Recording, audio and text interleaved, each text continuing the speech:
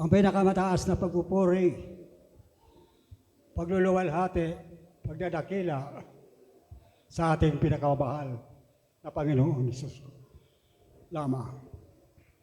Dobleng paggalang sa ating mahal na pastor, Weldy Estrada Almeida, sa kanya mga beloved children, sa patuloy natin pag-alaala ng kanyang assistant, Lindsay Almeida, sa atin assigned preacher na nandito, sa tuyang nangangasiwa, Brother Rick Saiz, sa inyong lahat na magkabatiran, lalo't higit sa atin pinakamamahal na Panginoon Jesus Cristo lamang.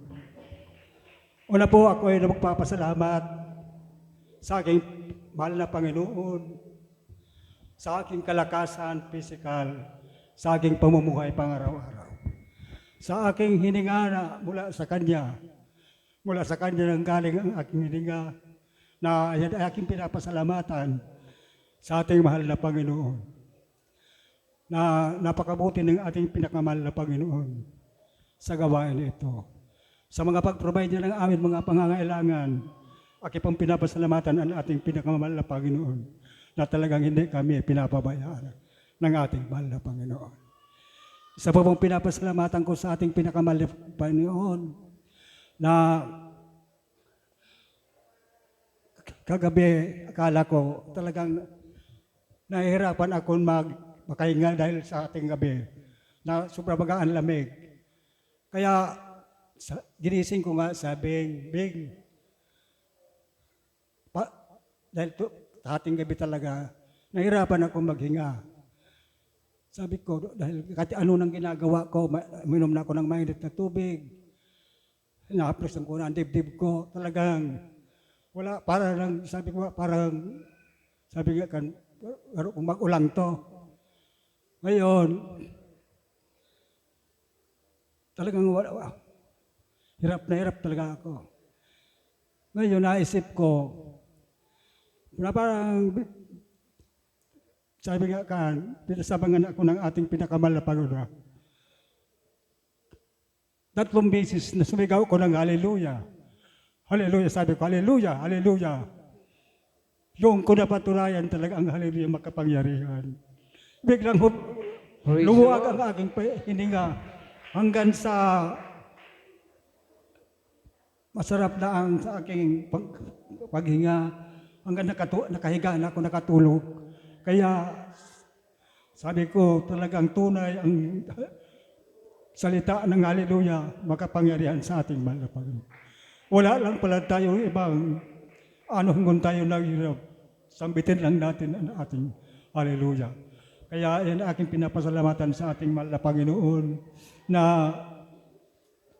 kung hindi ko nalaman ang salitang hallelujah sa gawain ito, kaya siguro talagang mahihirapan ako maghinga.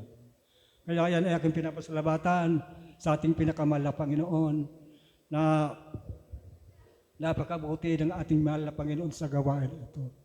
Mula nang makilala ko ang ating mahal na Panginoon, sa pamamagitan ng gawain ito, dito ko napatunayan na talagang napakabuti niya.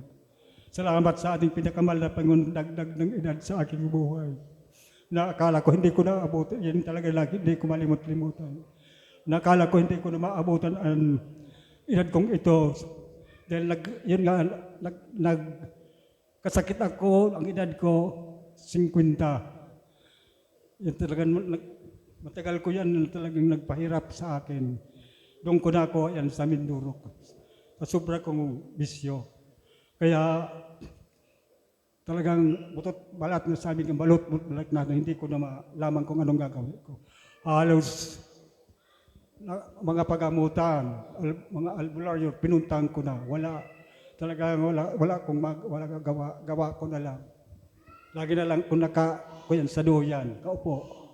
Ngayon, naisipan ko na umuwi na lang dito sa amin, dito sa Bicol. Sabi ko, kung mamatay ko, mahiling lamang ako na nanay dahil takot sila sa barko magsakay. Kaya lahat kong mga hayop, baboy, pininta ko. Napakaganda sana ng buhay doon. Dahil ang luwag-luwag ng aking doon, kanyugan na inaalagaan. Kaya andyan ang kwarta, halos bigas marami pa akong hayop. Kundi wala na akong ibang naisip, sabi ko itong sa aking mahal na buhay noon si Elaine. Ako, Elaine, mauli kita sa Bicol. Kung mamagadalman niya ako, duman lamang ako sa arong kananay. Talagang pinilit ko na yan. Kaya, buwan na Disyembre yun, umuwi kami rito talagang taka nga sa sa aking kapatid sa Manay Suling, na na ngayong buhay mga panso. Siguro ngayon di ka na mahaloy. Sabi ko, yung daya ko tumanay, ang nako ako sa kabibisyo ko duman. Kaya sabi ko, ay sabi niya sa akin, ngaya, Panso, umiba ka daw ngayon sa tabako dahil doon ang gawain pala nitong Jesus Miracle. Maano man niya kung man masimba ngayon kita. Dahil ang plano ko sa namahanap ko din, alboray yung parabolong. Kaya, simunama ko na katulad na ngayon na linggo, ganitong gawain. Pagkatapos kong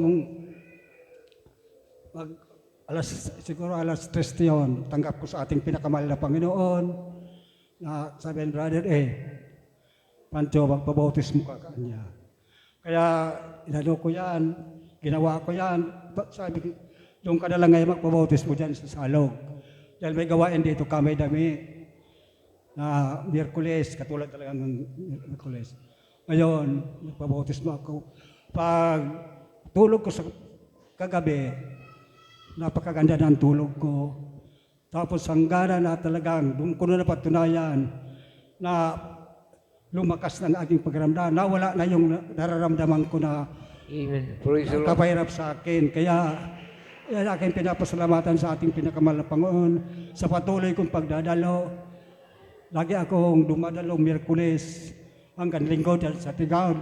Talagang hindi na kami sabi ka kahit mahirap dahil talagang mahirap kami noon. Wala kang sa tricycle kami nakasakay. Talagang punong-puno kami dahil marami kayo. Nagtsatsaga kayo magbaklay, magbisikleta. Kaya sa patuloy kong pagdadalo sa ating mahal na Panginoon sa gawain ito, pinagaling ang aking karamdaman ng ating pinakamahal na Panginoon. Kaya sobrang pasasalamat ko sa ating pinakamahal na Panginoon sa pamagitan ng gawain ito. Buhay ang Diyos dito, talagang totoo nagpapagaling. Kaya nung gumaling na naman ako, nagpatuloy ko sa paglingkod sa ating pinakamahal na Panginoon. Binigyan ako ng 25 taon na talagang edad hanggang sa ngayon. Kaya inabot na sa kong edad 75. Kaya kala ko hindi ko naabutan edadaan na talagang ang mahal na Panginoon kahit sabi nga kan mahina, may kahinaan lang. Minsan, pagkukulang, andyan ang palala. Kaya yan pa aking pinapasalamatan sa ating pinakamahal na Panginoon na tunay ang ating mahal na Panginoon sa gawain ito. Na noon, sabi nga ang aking naging kasuotan, short, mainit. Ngayon, binisan ako ng ating mahal na Panginoon na kabanalan, nagamit pa sa iyong mga gawain. Kaya, sobrang pasalamat ko sa mga napakabuti niya dito sa ating gawain. Kaya hanggang dito na lamang ang lahat ng kapurihan, kapasalamatan, tanging sa ating pinakamahal na Panginoon lamang.